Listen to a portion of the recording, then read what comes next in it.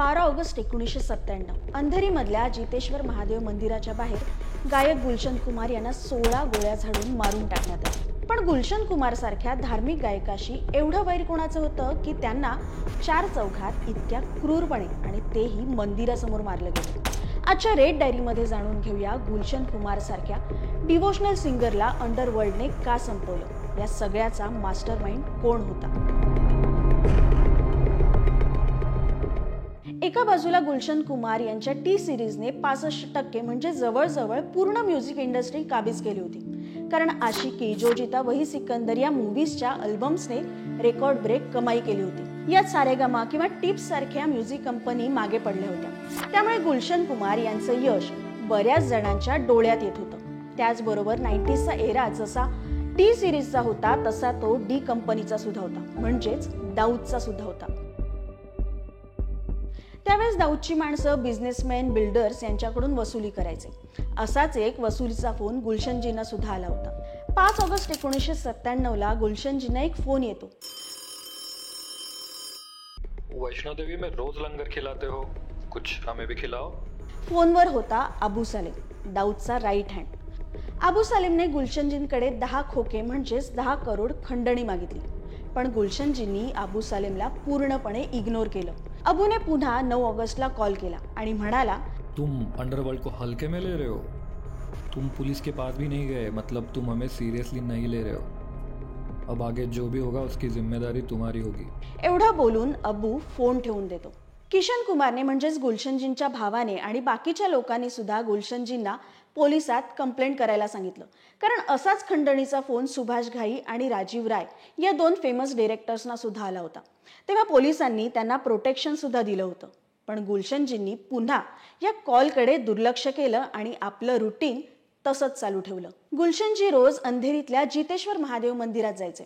तिथून जाऊन आल्यानंतर ते आपल्या दिवसाला सुरुवात करायचे। 12 ऑगस्ट 1997 हा दिवस सुद्धा त्यांच्यासाठी रोजच्या सारखा होता। नेहमीसारखे त्या दिवशी सुद्धा ते जितेश्वर मंदिरात गेले होते। गाडी मंदिराच्या थोड्या अंतरावर थांबवून ते मंदिरात पूजा करायला गेले। त्यांचा ड्रायव्हर गाडीतच त्यांची वाट बघत होता।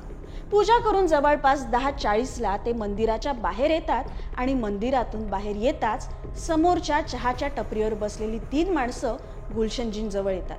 त्यापैकी एक निळी जीन्स आणि लांब केसांचा माणूस गुलशनजींच्या डोक्यावर गन ठेवतो।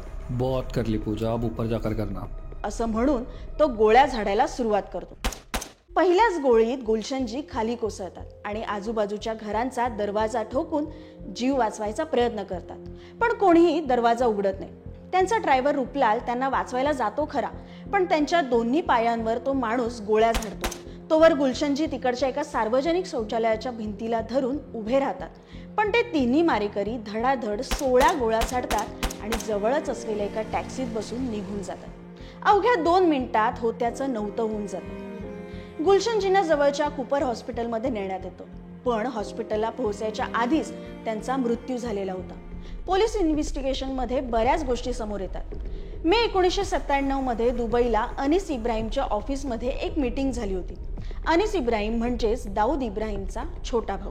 या मीटिंगमध्ये अनीस, अबू सालेम आणि अजून एक गँगस्टर होता। तेव्हाच ठरलं होतं, जर गुलशन कुमारजींनी खंडणी दिली नाही तर त्यांना मारून टाकायचं आणि बाकीच्यांसमोर एक उदाहरण ठेवायचं, जेणेकरून पुन्हा कोणी आपल्याला खंडणी द्यायला नकार देणार नाही। गुलशनजींना मारण्यासाठी 3 शार्प शूटर्सना हायर केलं जातं। तिघांपैकी एक होता अब्दुल राऊफ उर्फ दाऊद मर्चंट, जो अबू सालेमचा खास होता। चार्जशीटमध्ये अबू सालेम आणि दाऊद मर्चंट सोबत बाकीच्या 2 मारेकऱ्यांची नावं होतीच, पण त्यात अजून 19 जणांची नावं होती। त्यात 2 शॉकिंग नावं होती, ती म्हणजे म्युझिक डिरेक्टर नदीम सैफी आणि टिप्स म्युझिक कंपनीचे मालक रमेश तौरानी। आधी म्हटलं तसं गुलशन कुमार यांचं सक्सेस बऱ्याच जणांना खूपत होतं, त्यापैकीच ही 2 नावं। त्यापैकी नदीम सैफी म्हणजेच आशिकीचे म्युझिक डिरेक्टर। आशिकीमधून गुलशन कुमार यांनी नदीम श्रवण या डिओ म्युझिक डायरेक्टर्सना लॉन्च केलं होतं, त्यामुळे 90s मध्ये नदीम श्रवणची सुद्धा हाईप होती। त्यापैकी नदीम यांना गाण्याचा सुद्धा शौक होता। हाय अजनबी नावाच्या अल्बममध्ये नदीमने गायलेली गाणी होती। हा अल्बम गुलशनजींनी टी सिरीजच्या बॅनर खाली रिलीज करावा असा नदीमचा हट्ट होता, पण गुलशनजींचा अनुभव तगडा असल्यामुळे कोण हिट होणार आणि कोण फ्लॉप हे त्यांना बरोबर कळत होतं. त्यामुळे त्यांनी आधीच नदीमजींना सांगितलं होतं की तुम्ही म्युझिक छान देता, पण गाणं गाण्याच्या फंद्यात पडू नका. पण नदीम ऐकायला तयार नव्हते. शेवटी मैत्री खातर गुलशनजींनी नदीमचा अल्बम लॉन्च केला. पण गुलशनजींचा अंदाज खरा ठरला. अल्बम फ्लॉप झाला.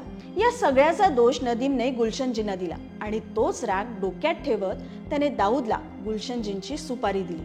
नदीम सोबत रमेश तौरानी यांनी सुद्धा दाऊदला 25 लाखांची सुपारी दिली होती. हे सगळं पोलिसांनी आपल्या रिपोर्टमध्ये लिहिलं होतं. पण रमेश तौरानी पुराव्याअभावी निर्दोष सुटले आणि नदीम सैफी हे या केसच्या सुरुवातीलाच लंडनला पळून गेले होते, जे आज तागायत परत आलेले नाहीयेत. त्यानंतर 2002 मध्ये या केसचा रिझल्ट आला. त्यात कोर्टाने सांगितलं की नदीम सैफी आणि अबू सलेमच्या सांगण्यावरून ही हत्या झाली होती. यात अब्दुल राऊफ याला जन्मठेप झाली होती आणि बाकीच्यांची निर्दोष सुटका झाली होती. नदीम सैफीला लंडनहून आणण्याचा प्रयत्न झाला खरा, पण इंडियन पोलीस नदीमला कधीच भारतात आणू शकले नाही. आणि राहता राहिला प्रश्न अबू सलेमचा, तर त्याला 2005 ला पोर्तुगालमध्ये पकडण्यात आलं. अबू सलेमवर अजून काही गुन्हे दाखल होते, त्यामुळे त्याला सुद्धा जन्मठेप झाली. तुम्हाला काय वाटतं? 90s सारखं आजही बॉलिवूडवर अंडरवर्ल्डचं सावट आहे का? आम्हाला तुमचं मत नक्की कमेंट करून सांगा आणि अशाच इंटरेस्टिंग स्टोरीजसाठी HBT मराठीला सबस्क्राईब करा.